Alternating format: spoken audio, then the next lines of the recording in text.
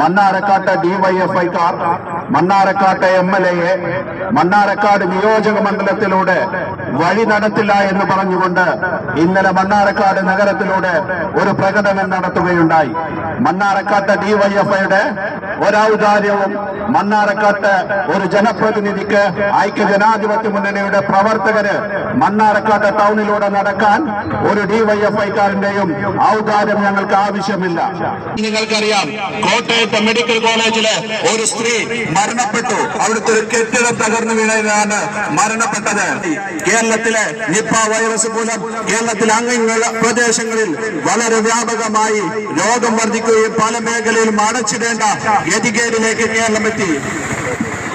രോഗങ്ങൾ വർദ്ധിപ്പിച്ചുകൊണ്ടിരുന്നത് കേരളത്തിലെ അഴിമതിയുടെ കൂത്തരങ്ങായിക്കൊണ്ട് ഒരു ഡോക്ടറെ എനിക്ക് ചികിത്സിക്കാൻ ഇവിടെ ഉപകരണമല്ല എന്ന് സോഷ്യൽ മീഡിയയിൽ വന്നും പൊതുജനങ്ങളോട് പറയേണ്ട ഗതികേടിലേക്ക് കേരളത്തിന്റെ ആരോഗ്യ മേഖല തകർന്നത് കേരളത്തിന്റെ നിയമസഭയിൽ ചോദ്യം ചെയ്തതിന് പ്രതിരോധിക്കാനാണ് മണ്ണാർക്കാട് ഡിവൈഎഫ്ഐ. അതിന് വളർന്നിട്ടില്ല. നിങ്ങൾ നിങ്ങളുടെ വലിയതിനെയും ചെറിയതിനൊക്കെ തെറി പറഞ്ഞുകൊണ്ട് ഈ മണ്ണാർക്കാട് നഗരത്തിലൂടെ പ്രകടനം നടത്തിയിട്ടുണ്ടാവും. മണ്ണാർക്കാട് ഒരു യുഡിഎഫിന്റെ പ്രവർത്തകന്റെ രോമത്തിൽ തൊഴാൻ മണ്ണാർക്കാട് വെള്ളപ്പാടത്ത് ഡിവൈഎഫ്ഐയുടെ നേതാവ് ശ്രീരാജ് വെള്ളപ്പാടവും വളർന്നിട്ടില്ല.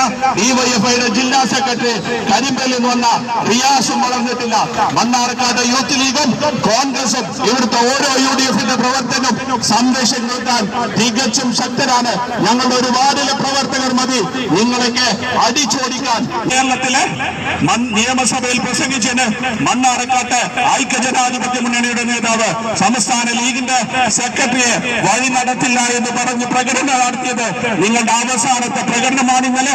ഇനി മണ്ണാർക്കാട് ഒരു യുഡിഎഫ് പ്രവർത്തനത്തിന് ഡിവൈഎഫ്ഐയുടെ മണ്ണാർക്കാട് ബ്ലോക്ക് കമ്മിറ്റിയുടെ ഭാഗത്തുനിന്ന് വല്ല പ്രതിഷേധവും ഉണ്ടായാൽ ശക്തമായി ഞങ്ങൾ നേരിടുമെന്ന് മാത്രം പറഞ്ഞുകൊണ്ട് ഈ ജാഥയ്ക്ക് എല്ലാവിധ അഭിവാദ്യങ്ങളും